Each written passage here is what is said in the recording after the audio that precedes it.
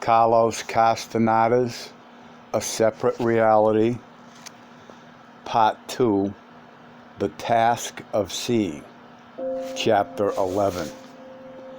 Don Juan did not make me leave after I had run his errands, as he had been doing lately. He said I could stay, and the next day, June 28, 1969, just before noon, he told me I was going to smoke again. I am going to try to see the Guardian again. No, that's out. This is something else. Don Juan calmly filled his pipe with the smoking mixture and lighted it and handed it to me. I experienced no apprehension. A pleasant drowsiness enveloped me right away. When I had finished smoking the whole bowl of the mixture, Don Juan put his pipe away and helped me stand up. We had been sitting facing each other on two straw mats he had placed in the center of his room. He said that we were going for a short walk and encouraged me to walk, shoving me gently. I took a step. I did not feel pain when my knees hit the ground. Don Juan held my arm and pushed me up on my feet again. You have to walk, he said, the same way you got up the other time. You must use your will. I seemed to be stuck on the ground. I attempted to step with my right foot and almost lost my balance. Don Juan held my right arm at the armpit and gently capitulated me forward. But my legs did not support me, and I would have collapsed on my face had Don Juan not caught my arm and buffered my fall. He held me by the right armpit and made me lean on him. I could not feel anything, but I was certain that my head was resting on his shoulder.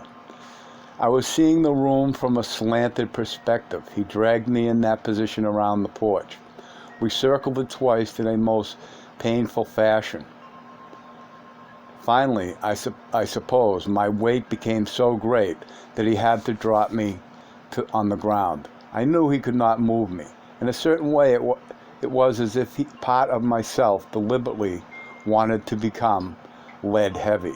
Don Juan did not make any effort to pick me up. He looked at me for an instant. I was lying on my back facing him. I tried to smile at him, and he began to laugh. He bent over and slapped me on the belly. I had a most peculiar sensation.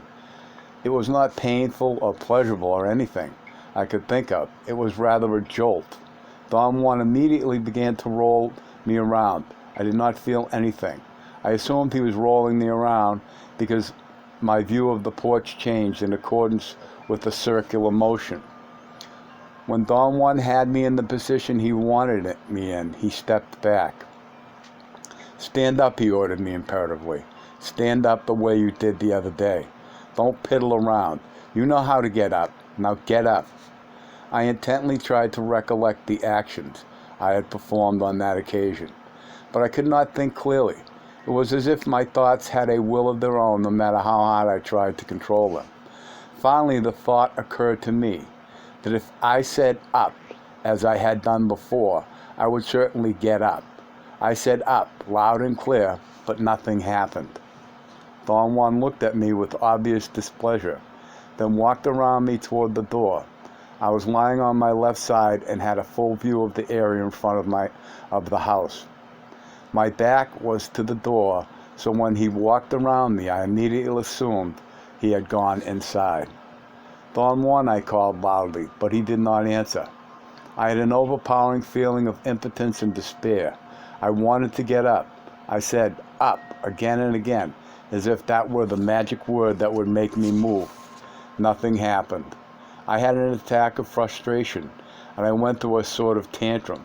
I wanted to beat my head against the floor and weep. I spent excruciating moments in which I wanted to move or talk, and I could not do either. I was truly immobile, paralyzed.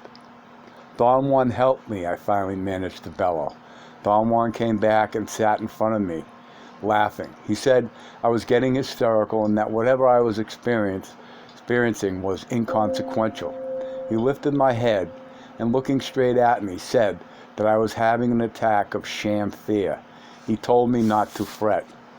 Your life is getting complicated, he said. Get rid of whatever it is that's causing you to lose your temper. Stay here quietly and rearrange yourself. He placed my head on the ground. He stepped over me, and all I could perceive was the shuffling of his sandals as he walked away. My first impulse was to fret again, but I could not gather the energy to work myself into it. Instead, I found myself slipping into a rare state of serenity. A great feeling of ease enveloped me. I knew what the complexity of my life was.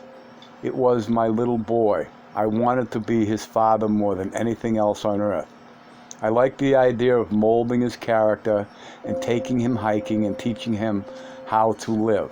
And yet, I abhorred the idea of coercing him into my way of life.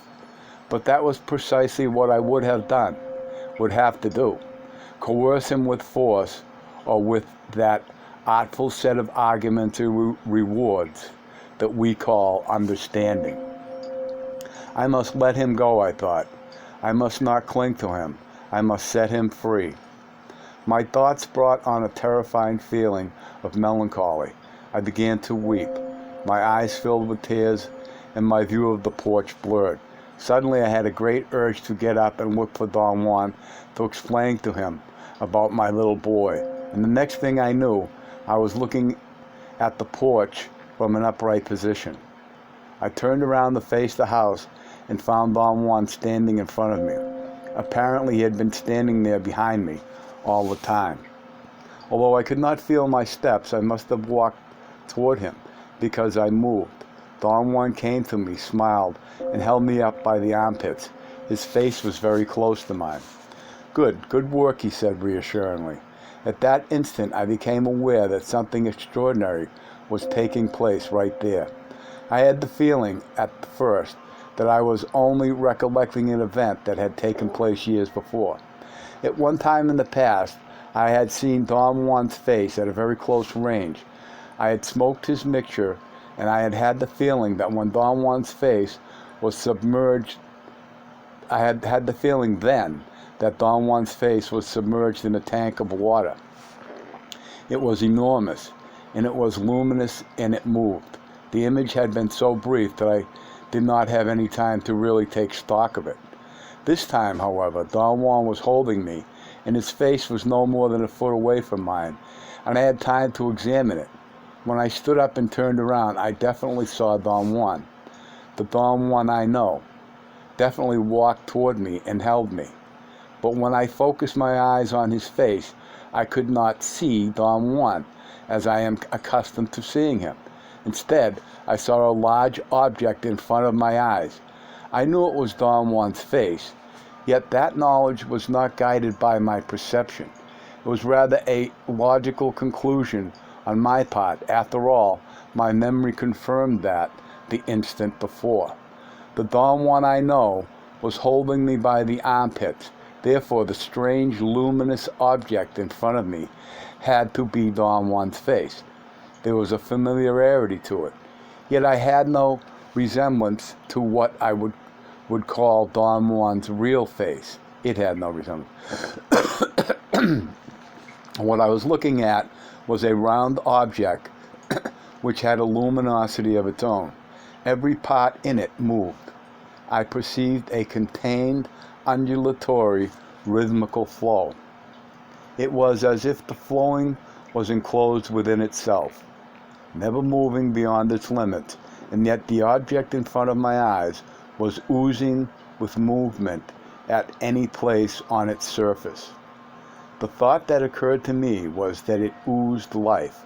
In fact, it was so alive that I became engrossed in looking at its movement. It was a mesmerizing fluttering. It became more and more engrossing until I could no longer tell what the phenomenon in front of my eyes was. I experienced a sudden jolt.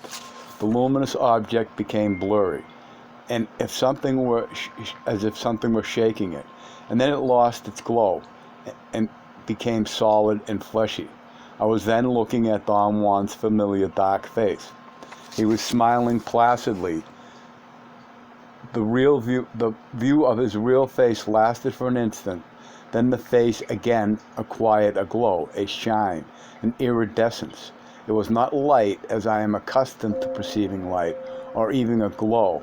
Rather, it was movement, an incredibly fast flickering of something.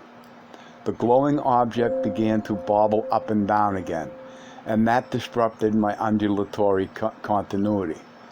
Its shine diminished as it shook until it again became the solid face of Don Juan, as I see him in everyday life.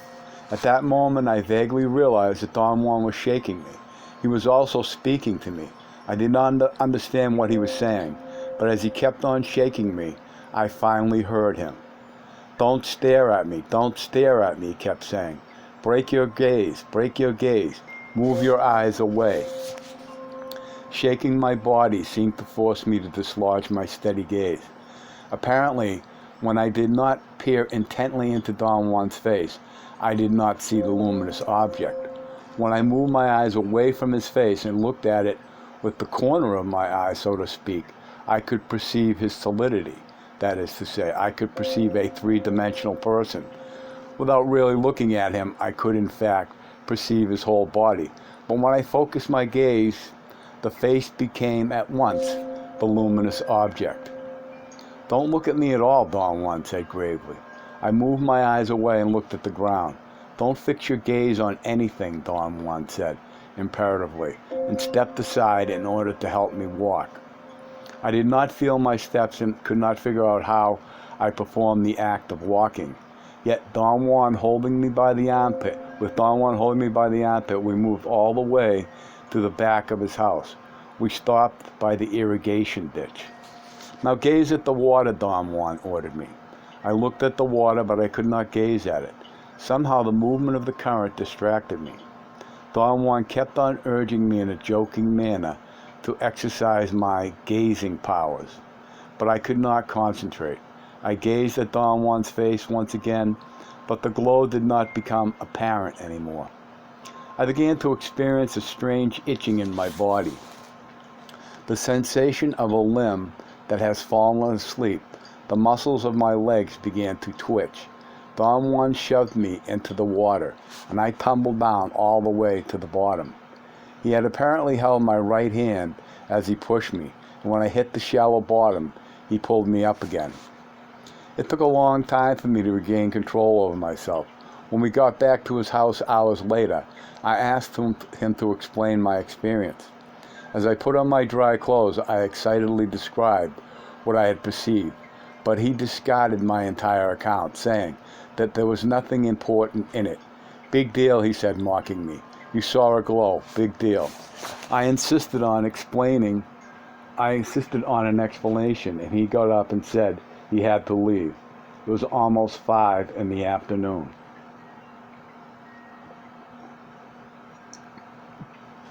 The next day, I insisted again on discussing my peculiar experience. "Was it seeing, Don Juan?" I asked. He remained quiet, smiling mysteriously as I kept pressing him to answer. "Let's say that seeing is somewhat like that," he finally said. "You were gazing at my face, and I saw it shining. But it was still my face. It just happens that the little smoke makes one gaze like that. Nothing to it." "But in what way would seeing be different?" "When you see, there are no longer familiar features in the world. Everything is new. Everything has never happened before. The world is incredible." "Why do you say incredible, Don Juan? What makes it incredible?" "Nothing is any longer familiar. Everything you gaze at becomes nothing. Yesterday you didn't see. You gazed at my face, and since you like me, you noticed my glow. I was not monstrous like the Guardian, but beautiful and interesting. But you did not see me. I did not become nothing in front of you. And yet you did well. You took the first real step towards seeing. The only drawback was that you focused on me, and in that case I am no better than the Guardian to you. You succumbed in both instances and didn't see." Do things disappear? How do they become nothing? Things don't disappear. They don't vanish, if that's what you mean. They simply become nothing, and yet they are still there. How can that be possible, Don Juan? You had the damnedest insistence on talking, Don Juan exclaimed with a serious face. I think we didn't hit it right about your promise. Perhaps what you really promised was to never ever stop talking. Don Juan's tone was severe. The look in his face was concerned. I wanted to laugh, but I did not dare. I believed that Don Juan was serious. But he was not. He began to laugh. I told him that if I did not talk, I got very nervous. Let's talk then, he said. He took me to the mouth of a canyon at the bottom of the hills. It was about an hour's walk. We rested for a short while, and then he guided me through the thick desert underbrush to a watering hole. That is, to a spot he said was a watering hole.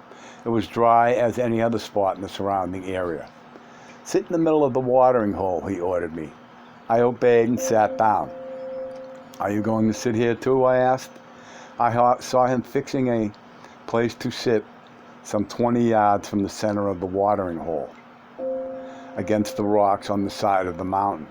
He said he was going to watch me from there. I was sitting with my knees against my chest. He corrected my position and told me to sit with my left leg tucked under my seat and my right one bent, with the knee in an upward position. My right arm had to be by my side, with my fist resting on the ground, while my left arm was crossed over my chest. He told me to face him and stay there, relaxed, but not abandoned. He then took a sort of whitish cord from his pouch. It looked like a big loop. He looped it around his neck and stretched it with his left hand until it was taut. He plucked the tight string with his right hand. It made a dull, vibratory sound. He relaxed his grip and looked at me and told me that he had to yell a specific word if I began to feel that something was coming at me when he plucked the string. Excuse me. I asked what was supposed to come at me, and he told me to shut up. He signaled me with his hands that he was going to commence. He said that if something came at me in a very menacing way, I had to adopt the fighting form that he had taught me years before, which consisted of dancing, beating the ground with the tip of my left foot while I slapped my right thigh vigorously. The fighting form was part of a defense technique used in cases of extreme distress or danger. I had a moment of genuine apprehension. I wanted to inquire about the reason for our being there, but he did not give me time and began plucking the string. He did it various times at regular intervals of perhaps 20 seconds.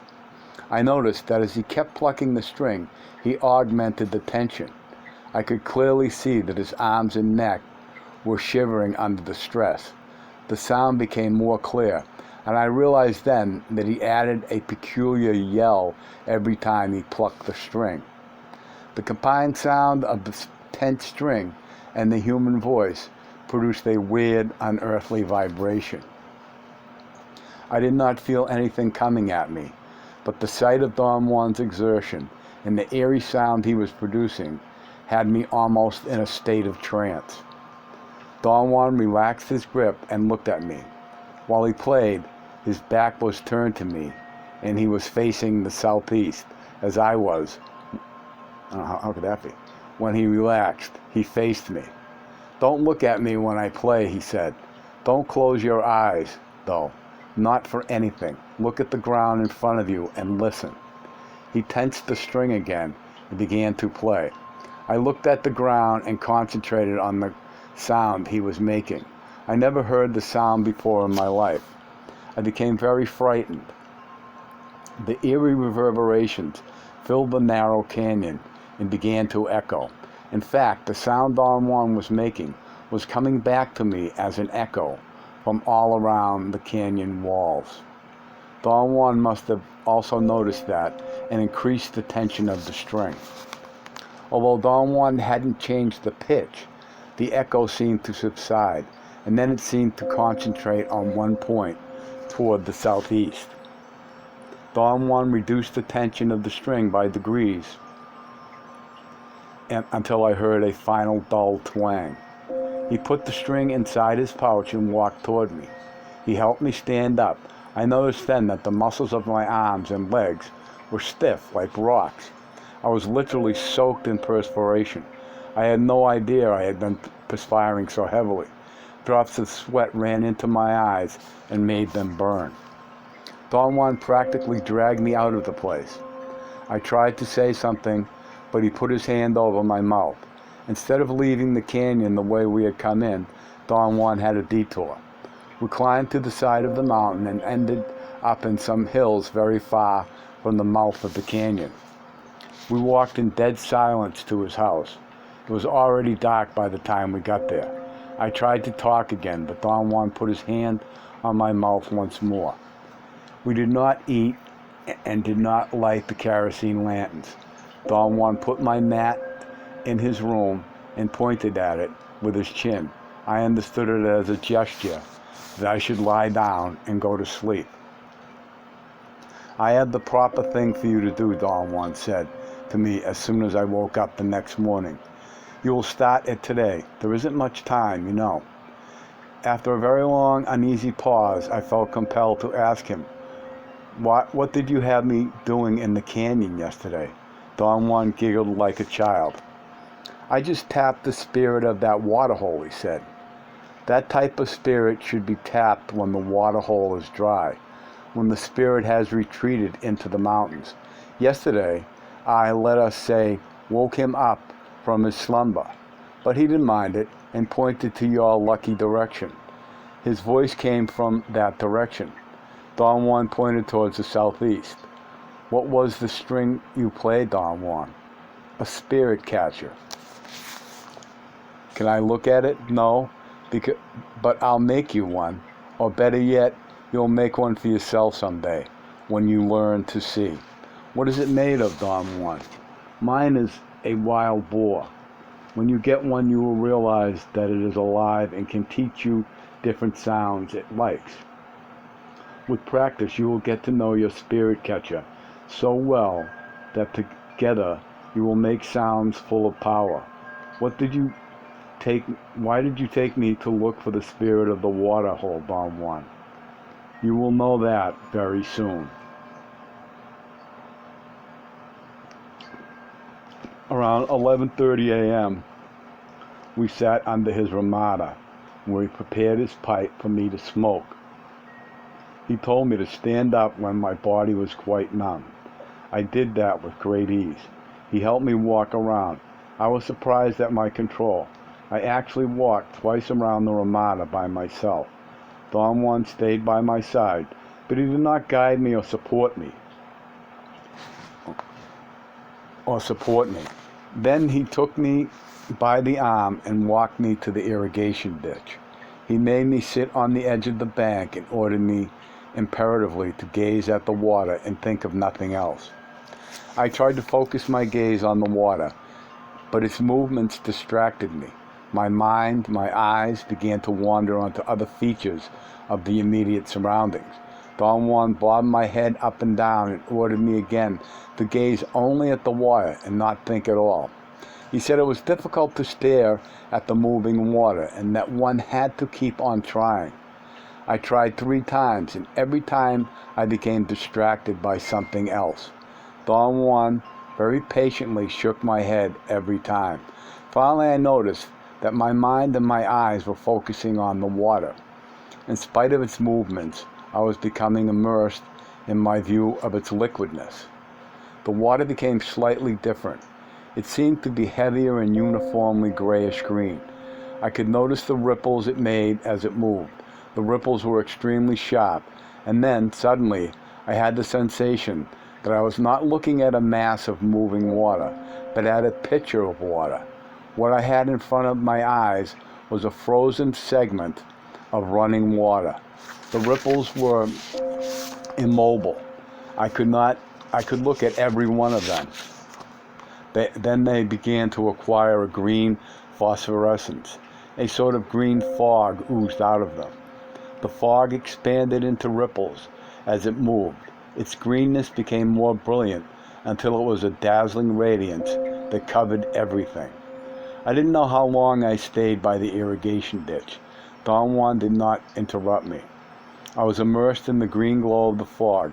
I could sense it all around me. It soothed me. I had no thoughts, no feelings. All I had was a quiet awareness, the awareness of a brilliant, soothing greenness. Being extremely cold and damp was the next thing I became aware of. Gradually, I realized that I was submerged in the irrigation ditch. At one moment, the water slipped inside my nose, and I swallowed it, and it made me cough. I had an annoying itch inside my nose, and I sneezed repeatedly. I stood up and had such a forceful and loud sneeze that I also farted. Don Juan clapped his hands and laughed. "If a body farts, it's alive," he said. He signaled me to follow him, and we walked to his house. I thought of keeping quiet. In a way, I expected to be in a detached and morose mood, but I really did not feel tired or melancholy. I felt rather buoyant and changed my clothes very rapidly. I began to whistle.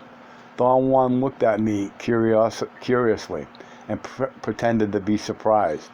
He opened his mouth and his eyes. His gesture was very funny, and I laughed quite a bit longer than it called for. "You're cracking up," he said, and laughed very hard himself. I explained to him that I did not want to fall into the habit of feeling morose after using his smoking mixture.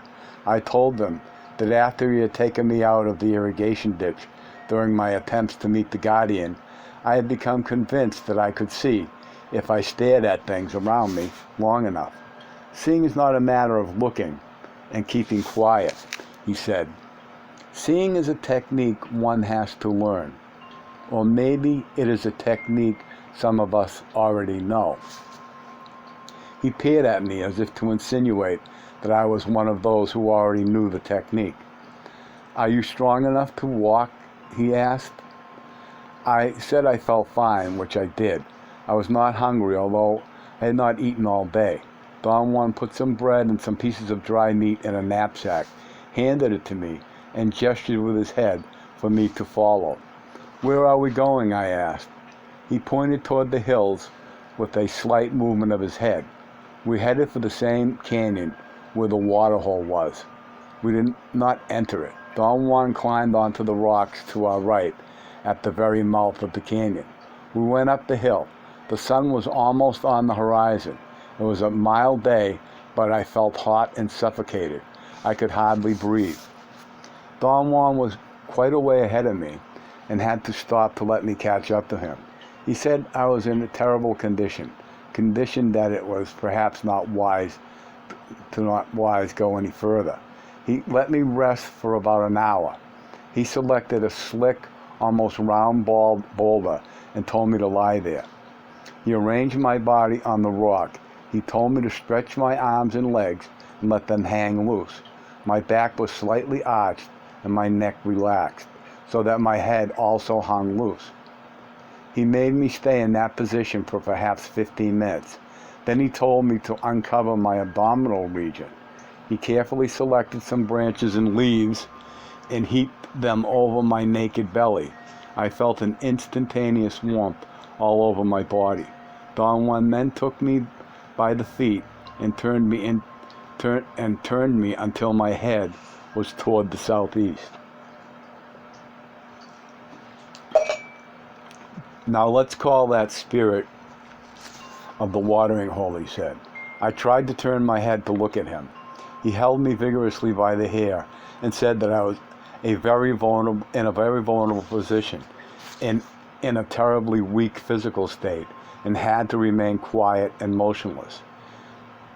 He had put all those special branches on my belly to protect me and was going to remain next to me in case I could not take care of myself.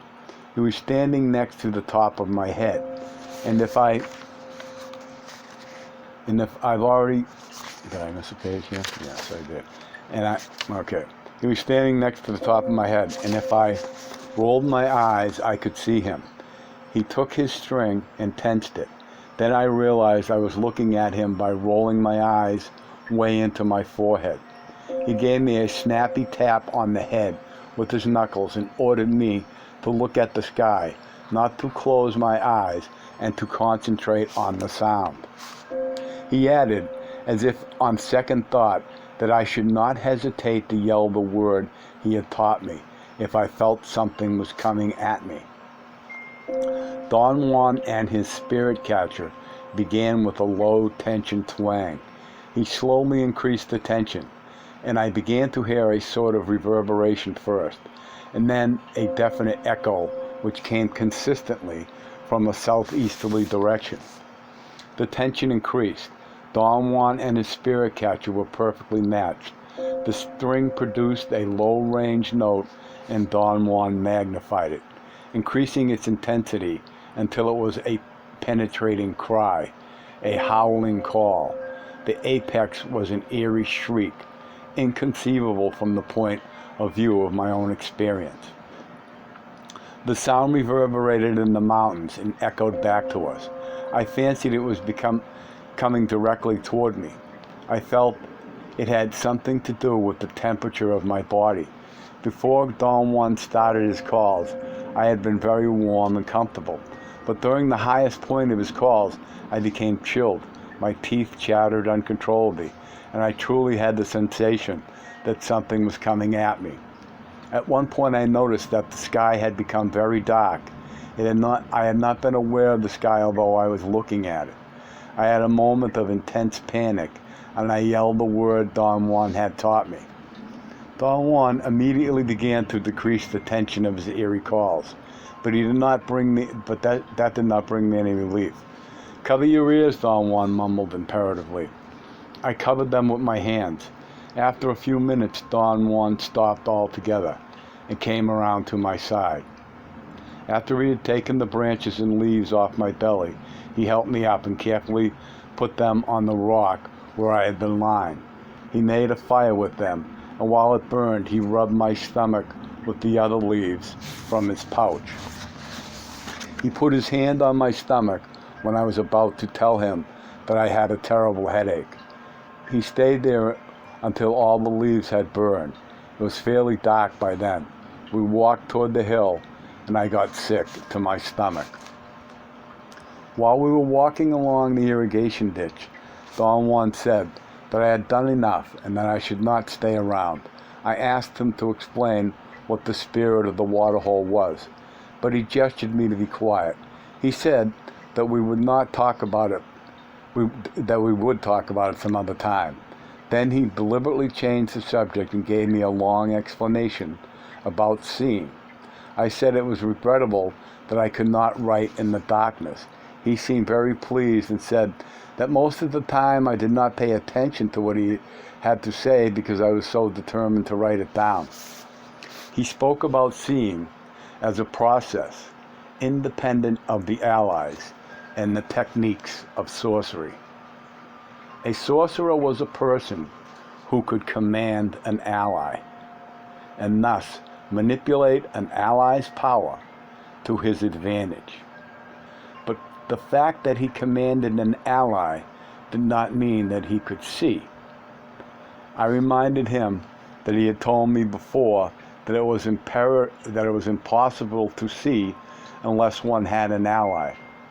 Don Juan very calmly replied that he had come to the conclusion it was impossible to see and yet not command an ally.